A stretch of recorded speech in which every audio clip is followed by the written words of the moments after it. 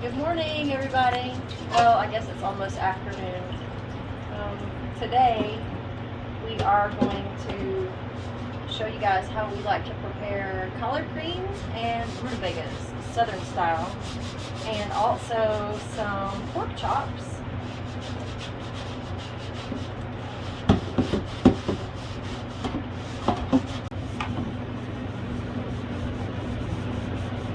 Our farmhouse is pretty old, so always like to clean our sink and everything before we get started.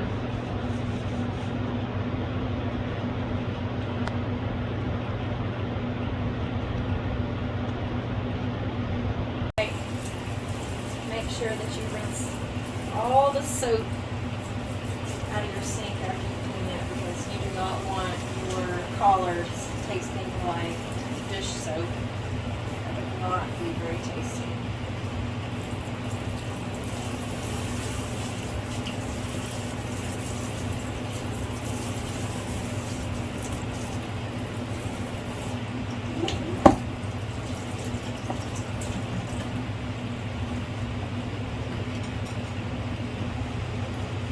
Time to fill up the sink.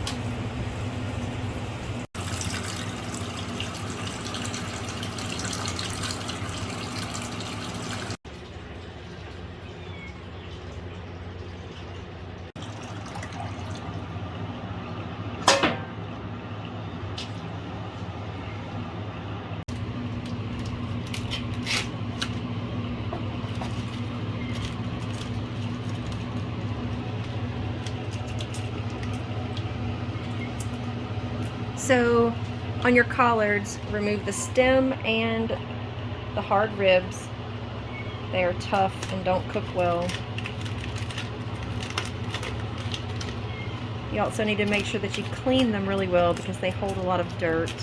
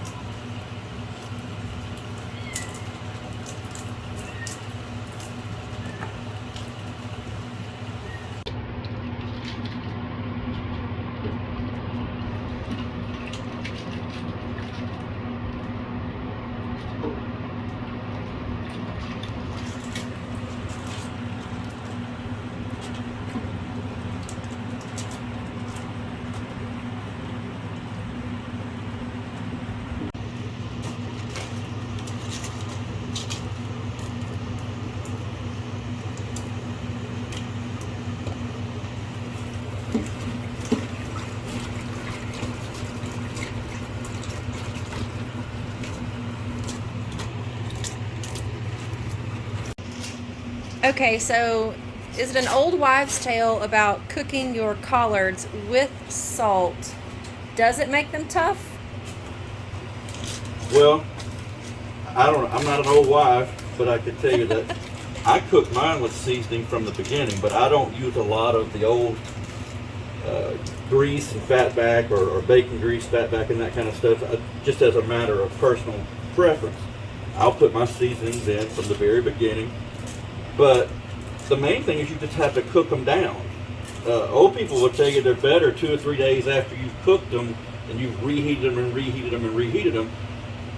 And it doesn't make them soggy, it just makes them more tender and more palatable, and they're full of the taste that you put in there. So kind of like chili on day number 2. Like chili or stew or something like that.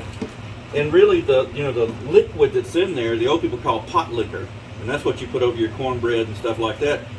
But the greens is just a matter of preference. Do you like your vegetables al dente, or do you like them southern style where they're cooked to death?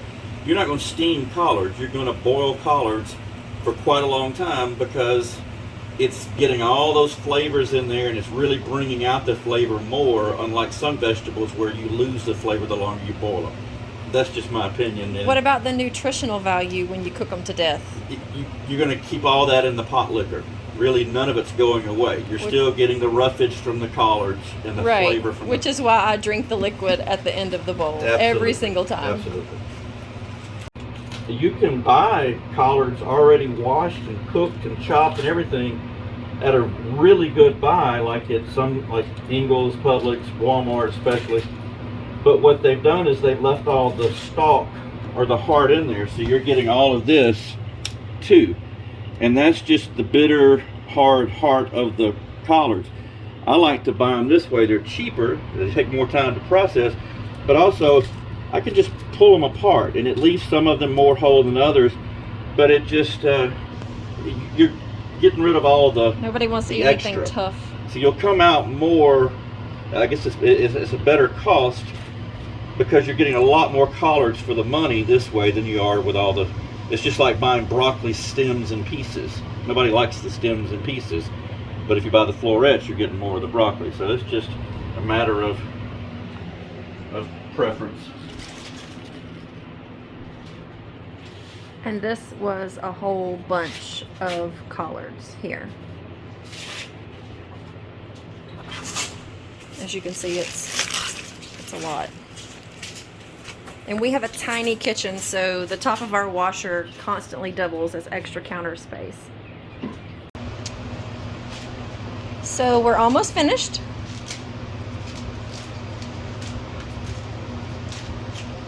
Now you're going to get some bad leaves in there, like this.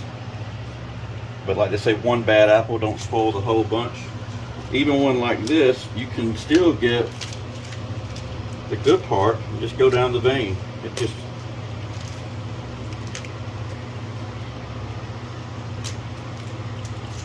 this a spotted apple still makes good jam. Well, same thing here. Just throw out the bad, keep the good, and all these will be, you know, make some happy donkeys and chickens here in a few minutes. This is what's going to go out to Jenny and Willie.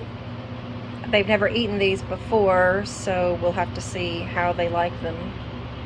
Might be a hit, might be a miss. Willie Pete, come here. Come on.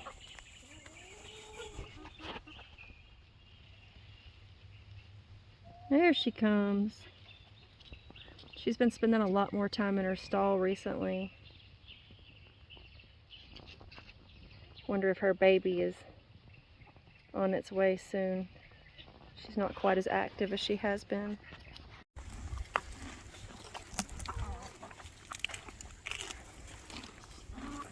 All right, Clara, here you go. Clara, I can assure you, you really don't want that, do you?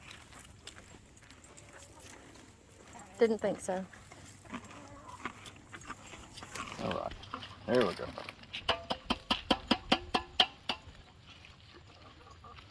Bye, y'all. See you later.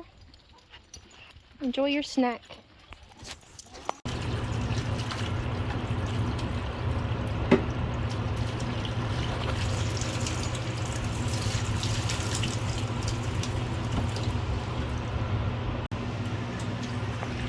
How much water?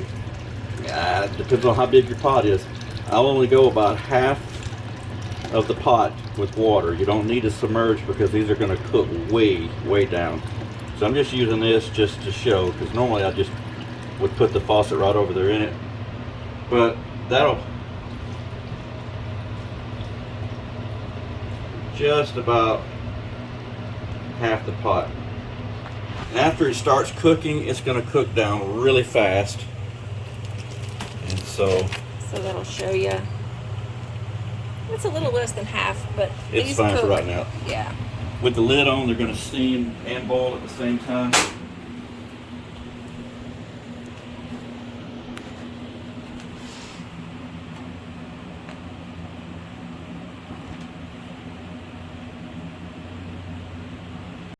Alright, so we've done all this just really to show you what we're doing, because the way I was taught is it's all to taste. You dash it, you taste it and all that, but that's not the way we do things now, because people are so internet whatever. So we have salt, About an eighth of a cup. about an eighth of a cup. That's and it might seem like a lot, but trust me. It's Sugar, And some people like seriously sugar. Now I may not use all this to start with, but went ahead and put it in here. I'll probably start off with about half that much. Which is a cup. About a cup. And then the black pepper here seems like a lot, but once again, this is going to cook for quite a while, and you're all about bringing out these flavors. And these 3 are beef bouillon cubes that I use, any brand, whatever. You can use beef stock if you have it. But in the old days, they would take bacon grease or lard or a piece of fat back or something like that and put in there. What I found is this just gives it a fresher taste to me. These are some of the peppers that we have made pepper sauce with. This is some of this year's, so it's going to be pretty fresh. And with this, I just put just a little bit just in there for taste. Back to the sugar, I should have mentioned. The reason you put the sugar in there is the natural bitterness that's in the greens can be taken out with the sugar, and it just gives it a balanced taste. Like I say, I won't start off with all that, but I'll use it quite a bit. So, kind of like when you make spaghetti sauce and you add a little sugar to cut the acidity of the tomatoes. Right. So I'm going to start off with about half that much, and the bouillon cubes I like to get down in the side so they can go ahead and get down in the water. The pepper, we'll go with that to start with. And the salt, like I say, I was taught by my grandmother and this lady named Big Bill that you just, you sort of, I cook by smell. As crazy as that sounds, I can smell if it's right or if it's not right. And with this is vinegar and peppers. It's that simple. It's salt, vinegar, and peppers. These are cayenne peppers, and I put them in for a few months. Now, you'll hear old people put vinegar straight in their collard greens. This just gives it a little bit more flavor. And so I'm going to take that. I'm just going to kind of knock this down in there. Make sure your bouillon gets down in.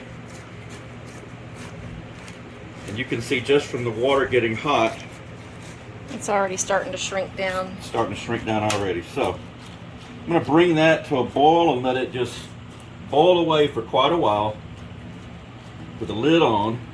I wish you guys could smell it. Again, with the smell-o-vision, it smells so good. Right, and this is just it's mostly the pepper sauce that I smell right now. This is a very familiar smell for me from my childhood, and it is a very wonderful smell. So we're going to put the lid on and let that cook for a while. See you in a little while. So it's only been about 5 minutes or so, but see how it's cooked down, and look at the color, how the color's starting to change. It goes to this brilliant green, and then they're going to darken up, and you can see that the stock there is taking the tannins or whatever from the greens, and also with that beef bouillon, and it's just, oh, it smells so wonderful. So what I'm going to do is just turn that down just a touch, put the lid back on, and those are going to cook. It smells so good. Alright, so rutabagas. You're really going to need 2 knives. You're going to need... You need to be really strong too. It'd be really strong. This is what my grandmother said she refused to cook them for us anymore. It's because she just had a hard time cutting them up. You have to be very, very careful because the wax makes it slippery and it makes it tough.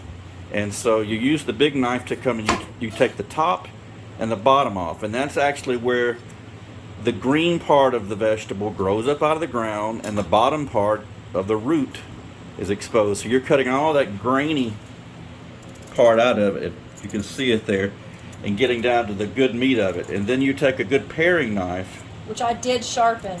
She sharpened because there's nothing worse than a dull knife, nothing more dangerous than a dull knife. And you're going to just peel it like an apple. They're covered in wax because they keep longer.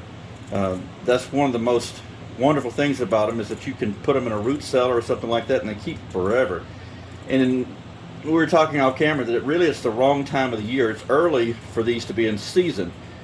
In the South, these are winter vegetables essentially. In the fall you plant your greens and your turnips and whatnot. Now, what is a rutabaga? Some of you might be asking. A rutabaga, the best way I describe it is it's very closely related to a turnip. And as you know, turnips are the actual roots. The turnip greens are the greens that we cook off the top. And a lot of farms will grow just for the greens and use the roots, and some will grow just for the roots. It depends on what they're growing for. But a rutabaga is essentially a better tasting turnip root. A turnip root is kind of like a parsnip or something, to where it kind of has like a bland taste to it, and it only really takes on the flavor that you add. Now a rutabaga though is much sweeter. When you cook it, it becomes almost like a cooked carrot taste. Now April is peeling way more off than what I would. That's just me, because she's the real cook. I'm just the one that. And then what you're going to do is you're going to go and cut them into sizes that you can actually cut better, into about 1/2-inch slices, almost like a pineapple. And then you're just going to go, and what I do is just cut them into cubes. And back in the old days, the way my grandmother would prepare them and whatnot, she would cook them down till they were absolute just mush. And then she would mash them with bacon grease, and they tasted wonderful. But you would also taste it for the rest of the day. I don't cook mine with, like I said earlier, with bacon grease or anything like that. I cook them more of a like a carrot almost, is the way I do it. So you see how you're cutting them up. We'll show the preparation for cooking here in a bit. But see how beautiful golden yellow they are? They're going to be a bright orange color when they're cooked good. So always keep your fingers out of the way. yes, no accidents here. No. In our small kitchen, I know you guys love our countertop. Our this is a clean cutting board on top of the washer, but we just make do in this little small farmhouse. Yep. Next house, when we move to Montana soon, after my sweet hubby builds our mountain cabin, we will have plenty of space, and can't wait for you guys to watch that journey and see my fantastic outdoor kitchen that he's going to build me. So, funny thing is off camera, I had said, don't they smell wonderful? To which April replied, no. No, they don't. She doesn't like rutabagas, but I'm hoping that she gives these a try again. But I'll if she try doesn't, them every single time. but you know, it's a taste that you either have for them or you don't. But the smell is different, you know. And some people, you have to admit though that these They smell kind of. It smells almost kind of like a cross between a cabbage and a carrot. yeah. Oh yeah. Yeah. Very much like Fresh. a fresh. Yeah. Sure does. Not quite as stinky as Well, it cabbage. smells like a turnip. If you know what sweet, yeah, like it does. It a smells sweet turnip. Sweet turnip, sweet cabbage. So she's not crazy about them, but I just don't like the texture. so my daughter this week, So cute. she found out I was going to make these, but she was going to be out of town for a couple of days. And when I told her, she almost started crying, not because but she was like, that's so sweet, and I'm not going to be here, and I'm not going to get them. So I decided we'd wait until April got here this weekend, and then we'd cook them then. But I've been at work. the smell is different. But a funny story about turnips and rutabagas, and this is totally true, is when I was in high school, my dad was a huge rabbit hunter. He loved to hunt rabbits, and he had the dogs and everything, and my uncle had dogs. And we would go about an hour south of here to hunt rabbits on this huge commercial farm where they grew all sorts of vegetables. But in that time of year, they had turnip roots, turnip greens, rutabagas, you name it. And the old man told my dad, get all those that you want out of that field. We're done with that field. Well, you didn't tell my dad something was free and him not take it. He loved anything free. So he and my uncle and a friend of mine, we are out there pulling all these turnip roots up and throw them on the back of the truck. More and more and more. I mean, to the tune of hundreds of turnip roots. And I'm at the age, maybe 15 or so, where I'm embarrassed about, just about anything. What if somebody sees me or whatever? So we get on the back of the truck, because that's where we had to ride, my friend and I. We go back through town, hoping and praying nobody sees us riding on a turnip truck. And so we get to this little town, and the only restaurant they had was a Hardee's, and we'd often go through the drive-thru on the way home and get something to drink. So when he said, do y'all want to stop and get something to drink? My answer was a quick no. He said, nobody in Butler, Georgia knows you anyway. And so I conceded, and we rode through the drive-through, and I'm there on the back of the turnip truck, and when I hear, Jeff, is that you?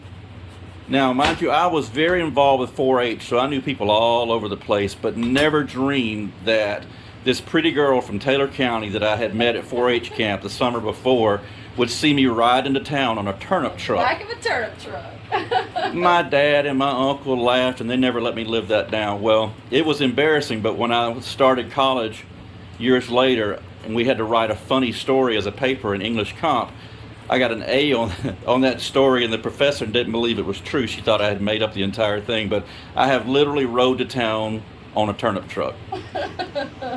These you cannot feed to your animals. Now, you can take those buttons like she's holding right there, and you can actually grow another rutabaga, but yeah, it's just as easy to buy them, to be honest with you, unless you're going to grow a lot of rutabagas. But see how they're covered in wax? It's a food-grade wax to preserve them. Probably paraffin or something. Yeah, like that. but I don't feed them to my animals for that reason. I mean, I know it's not the wax itself, but there's just a lot of wax that they could potentially consume. They're great for composting, but yeah, not for my animals, unfortunately. So, but that button there, theoretically, you could grow just like you would a potato, another rutabaga. But in the wintertime, they're pretty cheap. Summertime, not so cheap. I think we're gonna try to grow them in Montana. Just to see. And they're fun. So while she's still cutting those, look how beautiful dark green these are. Those smell excellent. And when I say you can tell what you need to add seasoning wise by the smell, you truly can. I mean, it really, you can smell it and tell, does it need more salt, does it need more pepper, sugar, and you just kind of get a feel of it. You'll know if it's right or if it's not right, but right now those are doing great. So we'll start the rutabagas. So this is how many you ended up with, and you just put them in the pot. They're dried there, and almost the same seasonings you would use for the collard greens you're going to use for this, except for the hot peppers, obviously. Sugar.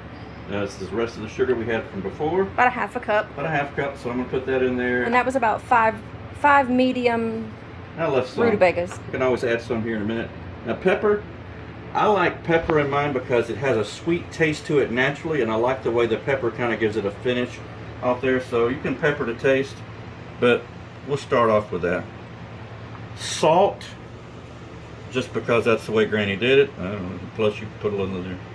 And once again, my go-to is I put a couple of bouillon cubes in there. It was about a tablespoon of salt. You can use beef stock, chicken stock, whatever, but it just gives it a little bit of flavor. Once again, I'm going to put just enough water in these. That's probably enough right there. And just enough to cover them. Bring them to a boil, and then we'll cover and let them simmer and simmer and simmer and simmer. All right.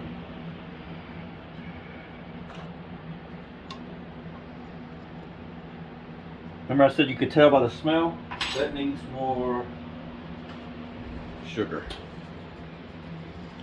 So I'm going to put the rest of that sugar in there. And it needs some salt. And I can just tell by the smell. Now, they're tender now. I mean, you can put a fork through them now. But when you run your fork through, and if it feels kind of crisp, then it's not ready yet. It needs to kind of, you should almost be afraid that they're going to get mushy before you let them get mushy. But see, I can still square around the edges. You want to kind of cook it till it's orange and the edges are kind of worn off. And so it's getting there, not there yet. So I'm going to turn the heat up a little bit on that. Not very much.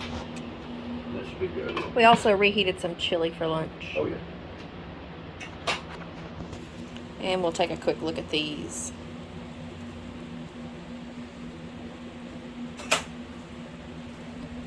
Those, Well, it's going to be a while. it's going to be a while. They need to cook down. I can tell when I stick the fork through. If they were ready, I should be able to just go with ease. But right now, they're still al dente. And they smell so good. Oh, they smell wonderful. I just want to eat them, but they're not ready. Hey everybody, it's time to make homemade cornbread. I will list the recipe down below so you can try this yourself. It is probably the best cornbread that you will ever eat. It stays moist and you can keep it in the refrigerator for about a week. Can't leave it on the countertop because of what's in it. Otherwise it gets kind of moldy and yuck after about day 4. So we're going to start with 1.5 cups of cornmeal, whichever kind you like. Doesn't matter the kind that has everything already added to it or just plain cornmeal, yellow, white, a mix of both, but 1.5 cups, okay? And right here we have, yes, it's measured in a dry cup. You knew I was going to ask you that. I know. 1 cup of buttermilk, whole fat buttermilk. Don't use the no fat stuff. Why would you use low fat buttermilk? I don't know. Some people think that I know. foods with fat are Yeah, I know. not good for you. Anyway, I did wash my hands. Mhm. So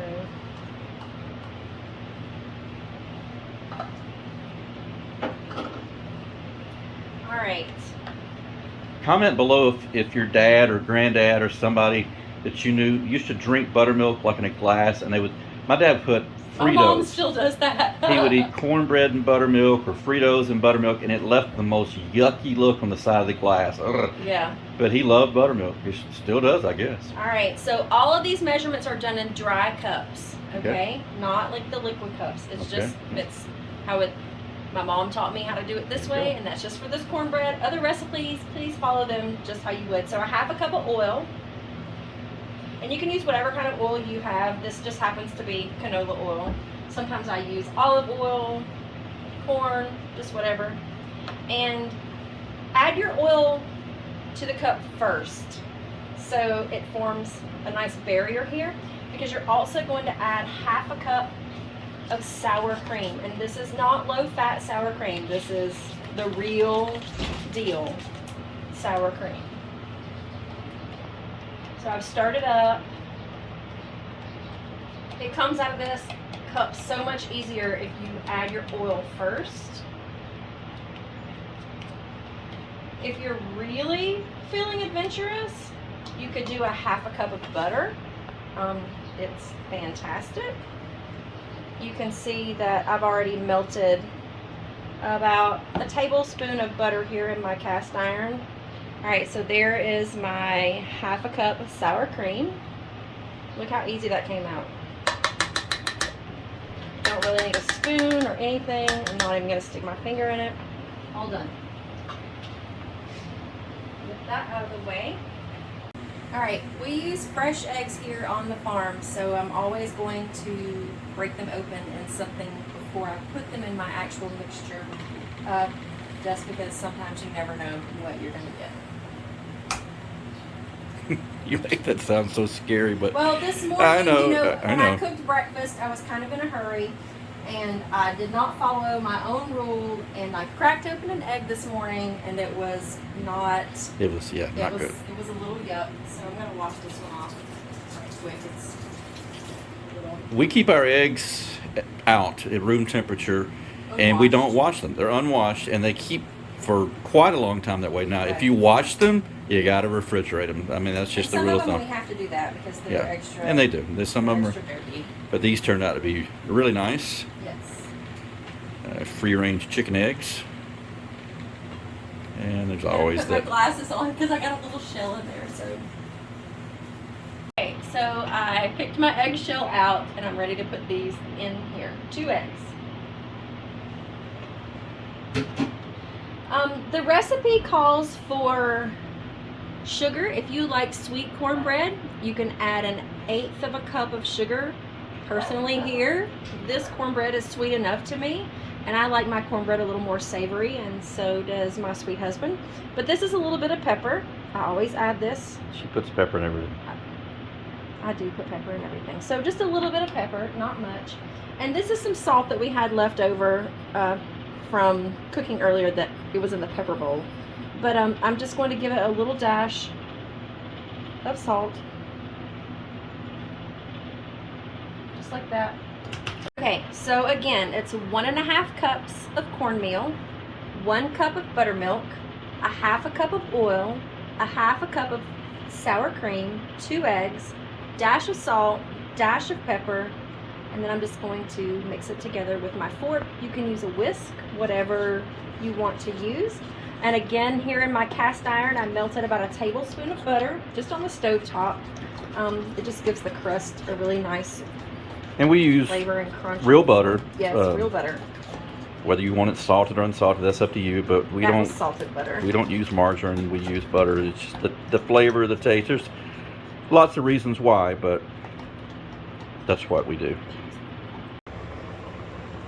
Okay, look at the color of the rutabagas. And you can't smell it here, but I can smell that the seasoning is right, the color is right, and those sharp edges that they once had on the cubes are now kind of rounded off. So I'm going to put the cover back on. I'm going to reduce that down as low as I can possibly get it. And there we go. And just let that just cook for quite a while. So we'll be back and update you in a few. All right, so I finished mixing up the cornbread. Just use your fork or your whisk. No lumps, just nice and creamy.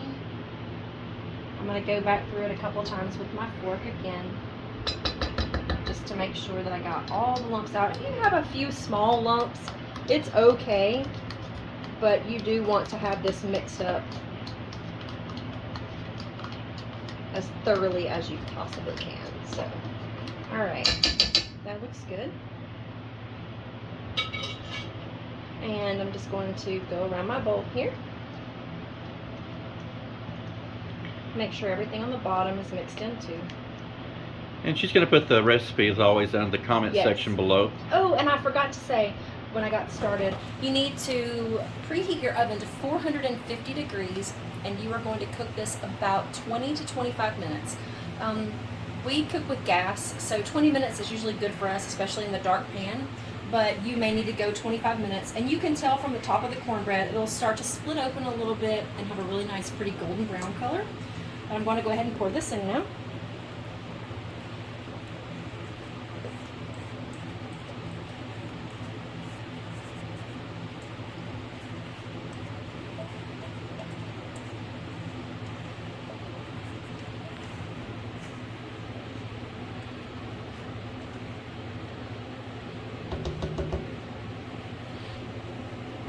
You know, cornbread recipes are kind of like last names. I mean, everybody has one and they have their favorite, but I'll tell you, I make my own kind of cornbread, or I did until I had April's, and now that's the only recipe I use. So it may not be the most conventional Southern recipe. That's true, because we've only been married for a couple of years, so we have a blended family, and we're all eating each other's cooking and getting used to each other's likes and dislikes in the kitchen. But I appreciate that you like the cornbread so much. I do.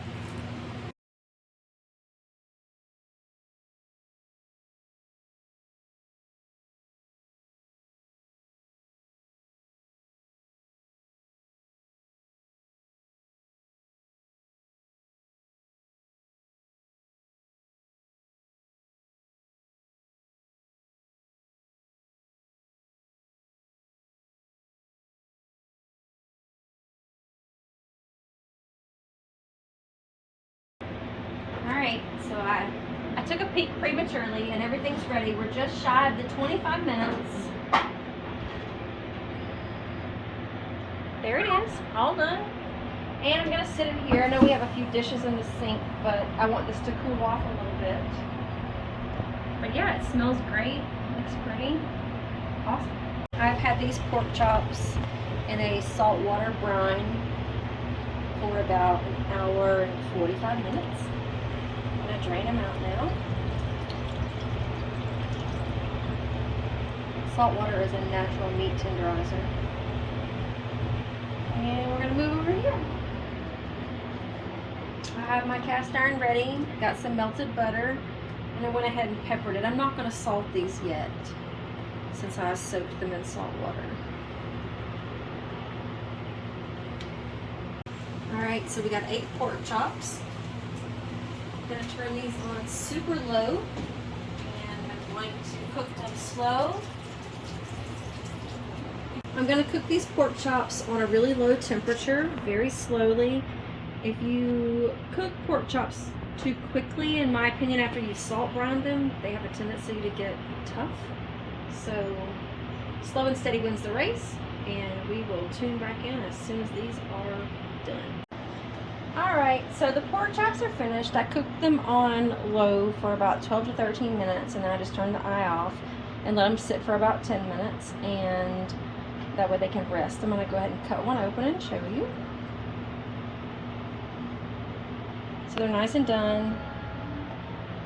They're very tender feeling. Hopefully they will translate on the plate as very tender.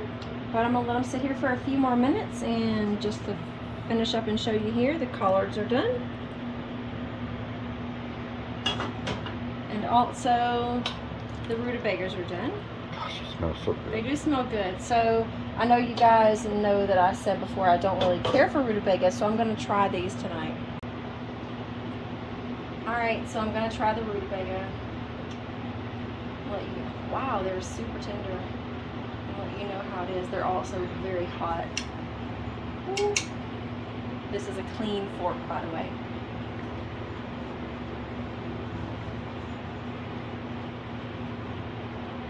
Oh, they're hot. So those are exceptional tonight. They're better than when you cooked them last time. And this is too good to talk about, so it's time to dig in. Enjoy.